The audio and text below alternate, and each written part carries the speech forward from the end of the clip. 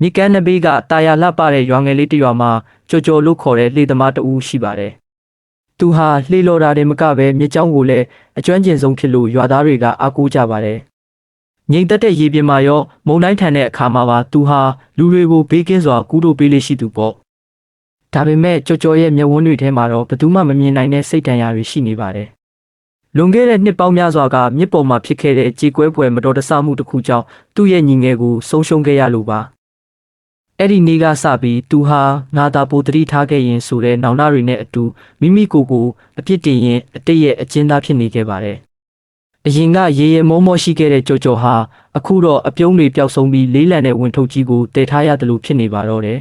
။တမနက်မှာတော့အေးမြဆိုတဲ့ဆက်စုတက်တဲ့မိန်းကလေးငယ်လေးတဦးဟာကြော်ကြော်ရဲ့လှေပေါ်ရောက်ရှိလာပါတယ်။သူမကကြော်ကြော်ကိုကြည့်ပြီးပွန့်ပွန့်လင်းလင်းပဲမေးလိုက်တယ်ဦးလေးကြော်ကြော်ဦးလေးကဘာလို့အမြဲတမ်းဝမ်းနေနေတာလဲဟင်ကြော်ကြော်ကတက်ပြင်းချရင်ကလေးရေဦးလေးကမနေ့ကစီကအလေးကြီးတစ်ခုကိုတည်ထားရလို့ပါလို့ဖြေခဲ့ပါတယ်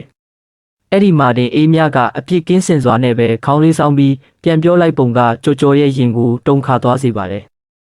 ဒါပေမဲ့ဦးလေးရဲ့ဦးလေးကမနေ့ကအတိတ်တွေကိုပဲထမ်းပိုးထားရင်ဒီနေ့ရဲ့အလှတရားတွေကိုဘယ်လိုမြင်နိုင်မှာလဲထိုညနေမှာကြော်ကြော်တယောက်တည်းမြစ်ကမ်းဘေးမှာထိုင်နေမိပါတယ်မြစ်ရည်တွေကပင်လယ်စီကိုအတားအဆီးမရှိစီးဆင်းနေတာကိုကြည်ရင်သူ့သဘောပေါက်သွားပါတယ်။မြစ်ဆိုတာဘယ်တော့မှနောက်ပြန်မလှည့်ဘူးဘာကိုမှလည်းစုပ်ကင်မထားဘူး။သူဟာမြစ်ထဲကကြောက်တုံးတွေကိုလှေပေါ်တင်ပြီးရှေ့ဆက်ဖို့ကြိုးစားနေတာကြောင့်လှေကလေးလံနေရတာပါ။အတိတ်ဆိုတာသင်ခန်းစာပဲဖြစ်တင်ပြီးအဲ့ဒီအမှားတွေထဲမှာနစ်မိုးနေလို့မဖြစ်ဘူးဆိုတာသူသိလိုက်ရပါပြီ။သူဟာသူ့ညီလေးကိုလွမ်းဆွနေုံနဲ့မဟုတ်ပဲပုံမကောင်းမွန်စွာရှင်တန်ခြင်းနဲ့သာညီလေးရဲ့အမတ်တရားကိုဂုဏ်ပြုဖို့ဆုံးဖြတ်လိုက်ပါတယ်။နောက်တနေ့မနက်မှာတော့ကြော်ကြော်ဟာအသက်ကိုပြင်းပြင်းရှူပြီးလှေပေါ်တက်ခဲ့ပါတယ်။နှစ်ပေါင်းများစွာအတွင်းပထမဆုံးအကြိမ်ဖြစ်နေအောင်ကြီးကိုကြည့်ပြီးသူပြုံးလိုက်မိတယ်